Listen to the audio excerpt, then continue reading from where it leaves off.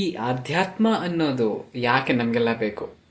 ಈ ಆಧ್ಯಾತ್ಮಕ್ಕೆ ಬೇರೆ ಬೇರೆ ಹೆಸರುಗಳಿವೆ. Spirituality, journey to the soul, self realisation, ಹೀಗೆ ಬೇರೆ ಬೇರೆ ರೀತಿ ಹೆಸರುಗಳಿವೆ. ಮತ್ತೆ ಅದೊಂದು ಇಂಟ್ರೆಸ್ಟಿಂಗ್ ಟಾಪಿಕ್ ಅಲ್ವಾ? ಈ ಆಧ್ಯಾತ್ಮ ನಮಗೆ ಯಾಕೆ ಬೇಕು? ಈಗ ನೋಡಿ, ಜೀವನದಲ್ಲಿ ಕೆಲವು ಸಮಯ ಆದ್ಮೇಲೆ ನಾವೆಲ್ಲ ಪಕ್ಕ ಕಳೆದೋಗ್ಬಿಡ್ತೀವಿ. ಕೆಲವೊಬ್ರು ದುಡ್ಡು ಮಾಡೋದ್ರಲ್ಲಿ, ಕೆಲವೊಬ್ರು ಆಸ್ತಿ ಗಳಿಸೋದ್ರಲ್ಲಿ, ಕೆಲವೊಬ್ರು ಸಂಸಾರ ತಾಪತ್ರೆಗಳಲ್ಲಿ, ಕೆಲವೊಬ್ರು ಪ್ರೀತಿ ಪ್ರೇಮ, ಕೆಲವೊಬ್ರು ಮದ್ಯಪಾನ, ಧೂಮಪಾನ, ಚಟ, ಕೆಲವೊಬ್ರು ಜ್ಞಾನದ ಅನ್ವೇಷಣೆ, ಕೆಲವೊಬ್ರು ಸತ್ಯದ ಅನ್ವೇಷಣೆ. ಹೀಗೆ ಒಟ್ನಲ್ಲಿ ನಾವು ಹೇಗೋ ಕಳೆದೋಗೋದಂತೂ ಪಕ್ಕ.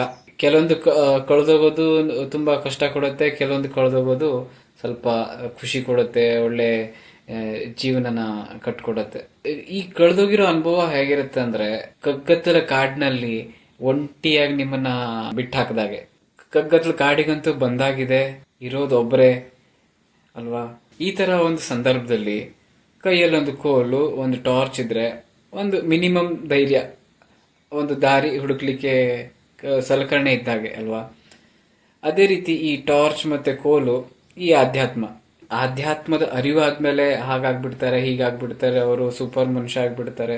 ಅದು ನನ್ಗೆ ಗೊತ್ತಿಲ್ಲ. ಆದ್ರೆ ನನ್ನ ಪ್ರಕಾರ ಆಧ್ಯಾತ್ಮ ಅಂದ್ರೆ ಕಳೆದೋಗಿರೋ ಕಾಡಿನಲ್ಲಿ ನಮಗೆ ಒಂದು ಟಾರ್ಚ್ ಮತ್ತೆ ಕೋಲ್ ಸಿಕ್ಕ ಹಾಗೆ, ಒಂದು ಆಧಾರ, ಒಂದು ಧೈರ್ಯ, ಒಂದು ಕ್ಲಾರಿಟಿ, ಎಲ್ಲಿ ಏನಿದೆ ಅಂತ ಒಂದು ಆ ಲೈಟ್ ಇಂದ ನೋಡೋ ಒಂದು ಶಕ್ತಿ. ಈಗ ಇನ್ನೊಂದು ಪ್ರಶ್ನೆ ಅಂದ್ರೆ, ಈ ಆಧ್ಯಾತ್ಮ ಯಾರಿಗೆ ಬೇಕು ಅಂತ?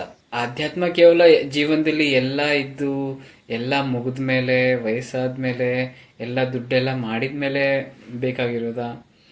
ನನ್ನ ಪ್ರಕಾರ ಖಂಡಿತ ಇಲ್ಲ. ಎಲ್ಲ ಮುಗಿದ್ಮೇಲೆ ಆಧ್ಯಾತ್ಮ ಸಿಗೋದಿದ್ರೆ ಅದರಲ್ಲಿ ಏನು ಜಾಸ್ತಿ ಖುಷಿ ಇಲ್ಲ. ಯಾಕಂತ ಹೇಳಿದ್ರೆ, ನಾವೆಲ್ಲ ಪ್ರತಿನಿತ್ಯ ಕಷ್ಟಪಡ್ತೇವೆ. ಪ್ರತಿನಿತ್ಯ ಬೆಳಗಾದ್ರೆ ಅದು ಮಾಡಬೇಕು, ಇದು ಮಾಡಬೇಕು, ಏನೇನು ಹೋರಾಟ.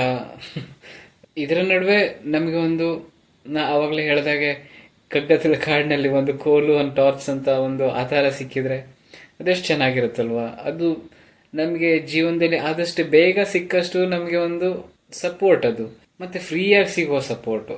ನೀವೇನೆಲ್ಲೂ ಕಾಸು ಕೊಡಬೇಕಾಗಿಲ್ಲ, ಯಾರ ಕಾಲಿಗೆ ಬೀಳಬೇಕಾಗಿಲ್ಲ, ಏನಿಲ್ಲ.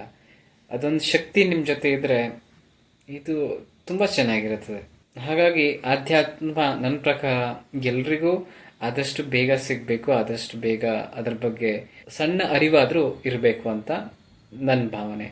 ಇನ್ನು ಕೊನೆಯದಾಗಿ ಈ ವಿಡಿಯೋದಲ್ಲಿ ಯಾವ ಪ್ರಶ್ನೆ ಅಂತ ಹೇಳಿದ್ರೆ, ಈ ಆಧ್ಯಾತ್ಮದ ಪರಿಚಯ ನಮಗೆ ಹೇಗಾಗಬೇಕು ಅಂತ. ಈ ಪರಿಚಯ ನಾವು ಮಾಡ್ಕೊಳಕ್ಕೆ ಆಗೋದು ತುಂಬಾ ಕಷ್ಟ ಅನ್ಸುತ್ತೆ. ನನ್ನ ಒಂದು ಅನುಭವದ ಪ್ರಕಾರ ನೀವಾಗಿ ಆಧ್ಯಾತ್ಮದ ಕಡೆ ಹೋಗೋದು ಡೌಟ್, ಅದು ತಾನಾಗೆ ಬರುತ್ತೇನೋ ಅಂತ ನನ್ನ ಭಾವನೆ. ಉದಾಹರಣೆಗೆ, ಈ ವಿಡಿಯೋ ನೀವು ನೋಡ್ತಿದ್ದೀರಾ ಅಂತ ಹೇಳಿದ್ರೆ ಆಲ್ರೆಡಿ ಆಧ್ಯಾತ್ಮ ನಿಮ್ಮನ್ನು ಹುಡ್ಕೊಂಡು ಬಂದಿದೆ ಅಂತ. ಅಥವಾ ಆ ಒಂದು ಲಕ್ಸುರಿ ಇದೆಯಲ್ವಾ, ಆಧ್ಯಾತ್ಮ ಅನ್ನೋದು ಒಂಥರ ಲಕ್ಸುರಿ ನನ್ನ ಪ್ರಕಾರ. ಅದು ಬಡವರಿಗೂ ಸಿಗತ್ತೆ, ಶ್ರೀಮಂತಿಗೂ ಸಿಗತ್ತೆ. ಶ್ರೀಮಂತಿಗೂ ಸಿಗದೆ ಇರ್ಬೋದು, ಬಡವನಿಗೂ ಸಿಗಬಹುದು.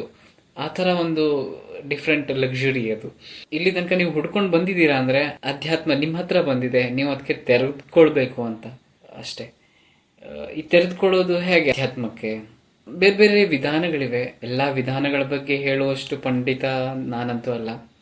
ಒಂದು ನೀವು ಮಾಡ್ಬೋದೇನಂತ ಹೇಳಿದ್ರೆ, ನಾನ್ ಮಾಡಿದ್ದೇನು ಅಂತ ಹೇಳಿದ್ರೆ, ಒಂದು ಪ್ರಶ್ನೆ ನೀವು ಕೇಳ್ಬೋದು. ಯಾರಿಗೆ ಪ್ರಶ್ನೆ ಕೇಳ್ತೀರಾ? ಜೀವನಕ್ಕೆ ಪ್ರಶ್ನೆ ಕೇಳೋದು. ಮತ್ತೆ ಯಾರಿದ್ದಾರೆ ಇಲ್ಲಿ?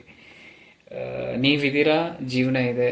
ಸೊ ಅದಕ್ಕೆ ನೀವು ಕೇಳ್ಬೋದು, ನಾನು ಯಾರಪ್ಪ, ನೀನ್ ಯಾರು, ನಮ್ಮಿಬ್ಬರ ಸಂಬಂಧ ಏನು ಅಂತ.